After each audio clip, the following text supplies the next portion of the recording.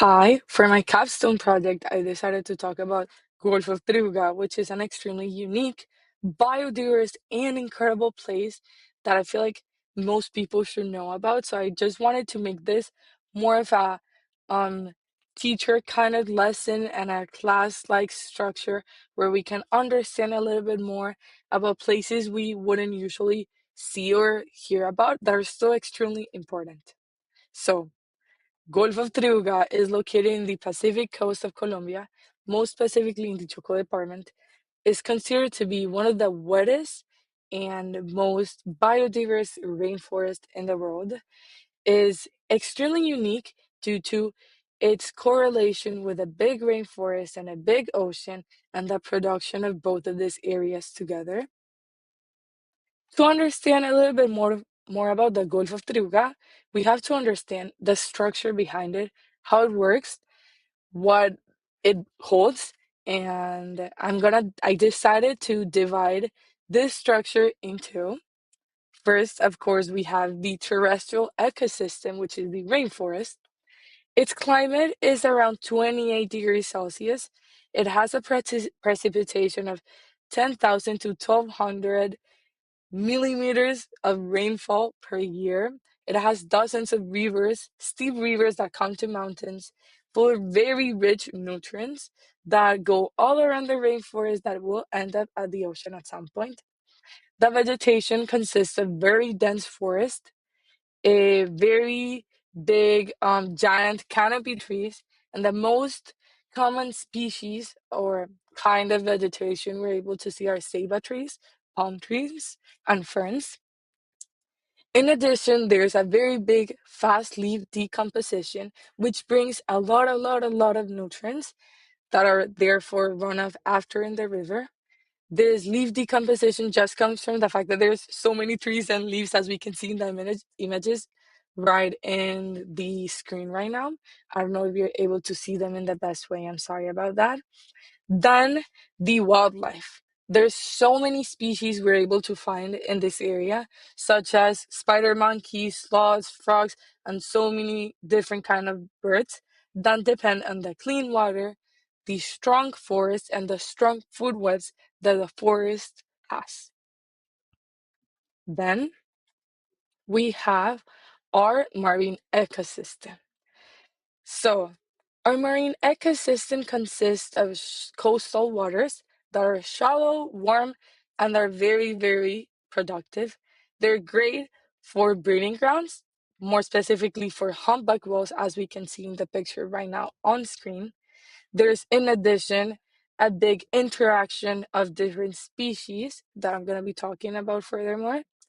The coastal conditions are very warm, calm waters there's a very big mixing of coastal water and river water, which creates brackish water, which therefore creates estuaries, which are a great habitat and nursery for different species of fish or different organisms that live around this area. There's big upwelling in offshore currents bring cold and very nutrient-rich waters, which produce plankton blooms, which therefore creates and makes Triuga an extremely productive and an extremely productive area for organisms to live at and one of the most productive rainforest and ocean interactions in the world. There's three key habitats containing this marine ecosystem. First, there's mangroves, which not only serve as fish nurseries, but are also used, as coastal protection and protection for soil erosion. The beaches are used by organisms and species such as turtles to be able to nest. And finally, the pelagic waters are home to incredible species such as big fish, mammals such as whales, and dolphins, and so many more things. And species commonly found are humpback whales that give birth in the same regions, turtles that come to nest, and juvenile fish that grow in mangroves and then move offshore when they're grown up and ready to live. So a very important part is understanding that Gulf of Triuga isn't a rainforest and it is only an ocean. It's a combination and interaction of two incredibly biodiverse and unique ecosystems. The rainforest is a shelter for so many so many birds and species to live at, to create shelter, to create nests, to reproduce.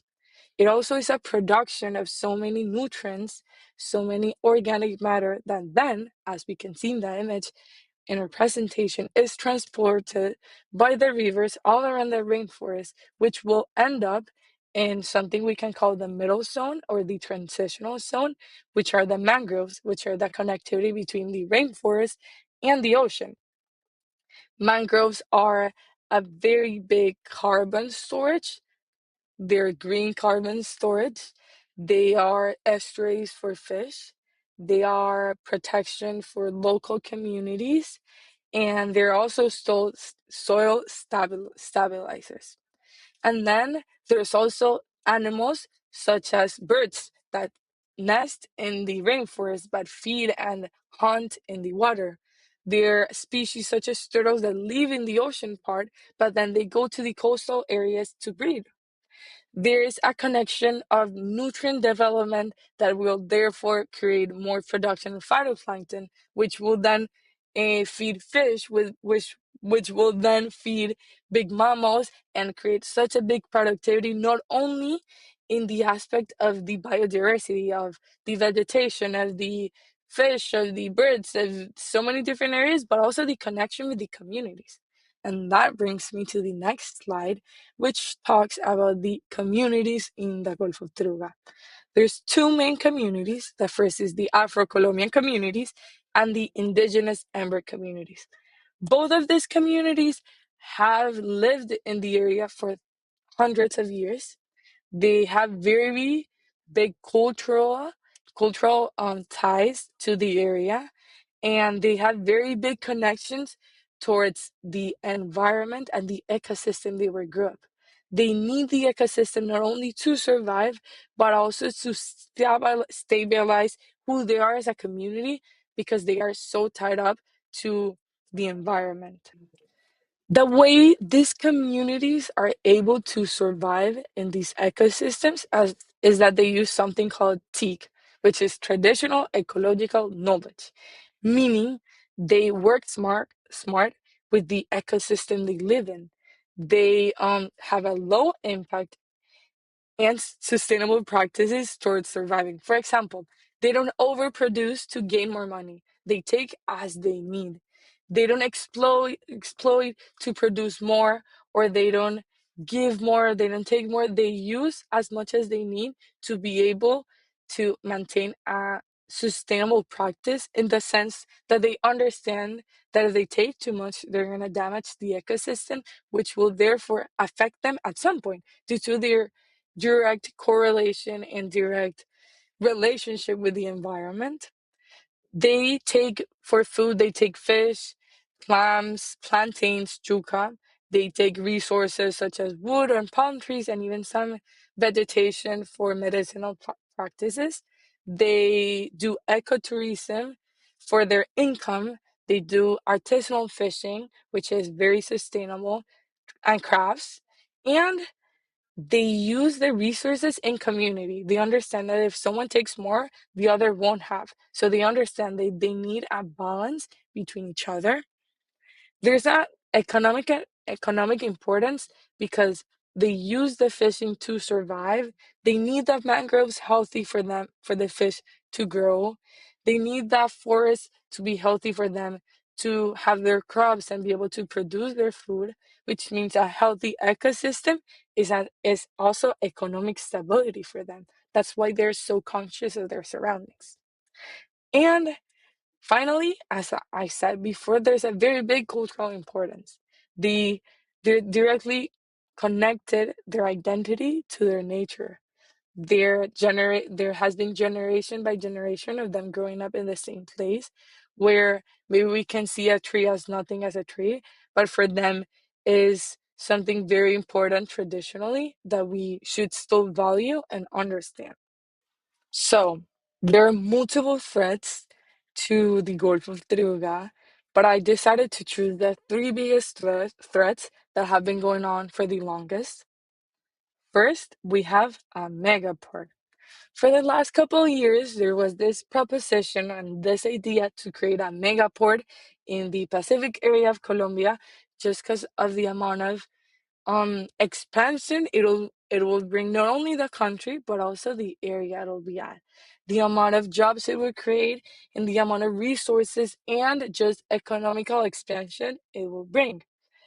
The bad part about this is that a creation and a construction of such an immense structure as a megaport would not only cause a loss of biodiversity and of habitat in that specific area it has been grown at, but it will also cause so many other negative aspects, such as the massive dragging destroys mangroves and seagrasses. Oh, sorry. Then the increased ship traffic increases hits on animals and noise pollution. The noise pollution directly affects communication species such as mothers and their calves for whales, and so many other negative aspects in so many different ways. And as we've seen before, there's a connection with so many different parts of the ecosystem that affecting a big chunk of it will affect all the other. There was this very big activism group that has fought and thankfully has stopped the construction as of right now, but there's still big oppositions from the government and from big corporations trying to bring the megaport back.